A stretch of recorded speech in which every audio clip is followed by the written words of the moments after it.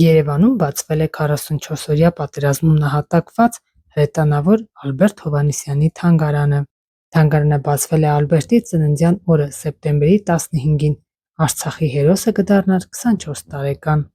Տուն-թանգարանի հասցեն է Վարշավյան փողոց, տուն 15։ Փակ է լինելու երկուշաբթի և կիրակի օրերին,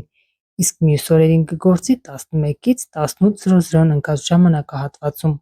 Ալբերտ Հովհաննիսյանը ծնվել է 2001 թվականի սեպտեմբերի 15-ին Երևան քաղաքում։ 2004-ից 2007 թվականներին հաճախել է Քանաքեռ-Զեյթուն համայնքի թիվ 5 մանկապարտեզ։ 2006-ից 2012 թվականներին հաճախել է Արաբկիր մարզադպրոց և զբաղվել դուքենդո կարատեով։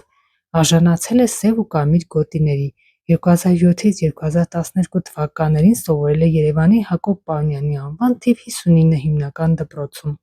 2012-ից 2015 թվականներին սովորել է Քվանդ վարժարանում։ 2015-ից 16 թվականներին սովորել է Լև Տոլստոյի անվան թիվ 128 դպրոցում։ 2016-ից 2018 թվականներին Հերացու անվան ավագ դպրոցում։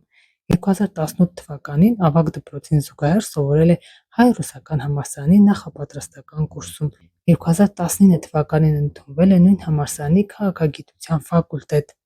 2020 թվականի հունվարի 13-ին զորակոչվել է հայկական բանակ։ Եղել է կրծեր սերժանտ։ Արժանացել է 2 շքանշանի՝ Պաշտպանության նախարարության հրետանու 3-րդ դասային կարգի մասնագետի և հրետանավորի։ Զոհվել է 44-օրյա պատերազմի առաջին օրերին։ Ուղարկավորվել է Եռաբլուր զինվորական պանթեոնում։